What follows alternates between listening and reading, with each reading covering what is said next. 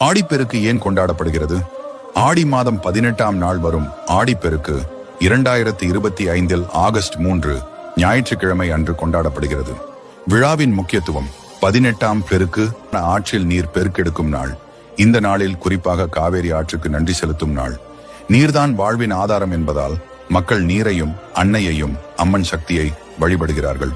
மழை காலத்தில் ஆறுகள் நிரம்பும் போது விவசாயம் செழிக்க மக்கள் வாழ்வின் வளமும் நாட்டின் நலனும் வேண்டுகிறார்கள். பெண்களின் பங்கு: பெண்கள் மிக முக்கிய பங்கு வகிக்கிறார்கள். அம்மன் வழிபாடு, திருமண வாழ்வின் வளம், குடும்ப நலன் அனைத்தும் இதில் அடங்கும். ஆடிப்பெருக்கு வழிபாடுகள்: 1. ஆற்றங்கரை பூஜை. பூக்கள், மஞ்சள் நீர், அரிசி, தேங்காய், விளக்குகள் கொண்டு நீருக்கு நிவேதனம்.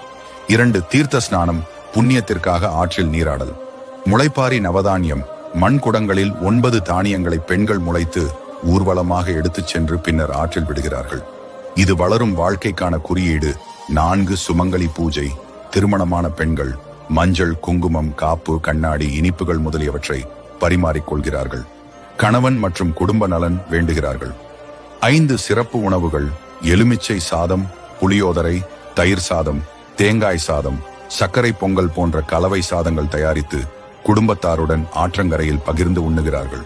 இவ்வாறு ஆடிப்பெருக்கு என்பது நீருக்கு நன்றி செலுத்தும் நாளாக மட்டுமல்ல, வாழ்வின் வளத்தையும் செழிப்பையும் தரும் திருநாளாகும்.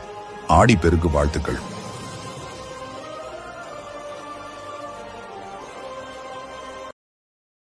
Download ShareChat.